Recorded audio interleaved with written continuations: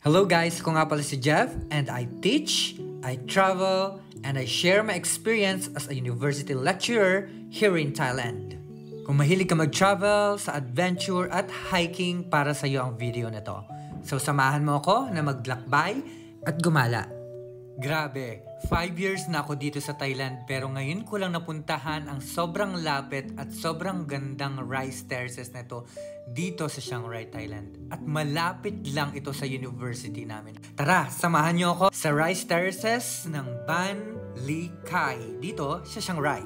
Itong terraces ay proof kung gaano katalino ang mga Lahu Hill tribes sa pag-develop ng taniman nila sa gilid ng bundok. Pinapasa nila ito from generation to generation at nakakatulong sa pagpapalawak ng taniman habang napipigilan din ang soil erosion. Sobrang ganda ng lugar kaya naman naging sikat ito na tourist spot dito sa Chiang Rai. Pati yung biyahe papunta sa viewpoint, parang adventure na rin. Dadaan ka sa waterfalls at ilog kaya sobrang lapit mo talaga sa nature. At ang pinaka-bet, nasa 30 minutes lang to mula sa city ng Chiang Rai. Kaya naman kung nagbabalak ka na mag-travel dito sa north ng Thailand, wag na wag mong kakalimutang isama to sa itinerary mo, ang magpunta at mag-explore sa rice terraces ng Ban Ly Khai. Isa sa pinaka-best na experience sa rice terraces ng Ban Ly Khai ay ang connection mo sa nature at sa mga locals. Habang naglalakad ka sa terraces ay mararamdaman mo yung fresh na hangin at yung presensya ng kalikasan na tila bang nagbibigay ito ng kakaibang peace of mind na hindi mo mararamdaman sa city. Bukod pa dyan, makakasalamuhan mo rin yung mga locals, lalo na yung mga Lahu Hill tribe na siyang nagmi-maintain ng rice terraces. Sobrang welcoming sila at madalas mo rin sila makikitang nagtatrabaho sa mga taniman.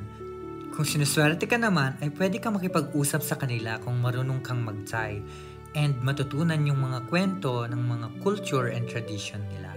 Talaga namang kakaibang klase ang koneksyon na mabubuo mo dito, hindi lang sa kalikasan kundi pati na rin sa mga taong nakatira dito. Dapat talaga magpunta kayo dito kasama ang barkada nyo para ma-enjoy nyo ang adventure ng hike. Sobrang saya, promise. Yung bonding nyo habang nag-hike, ibang level.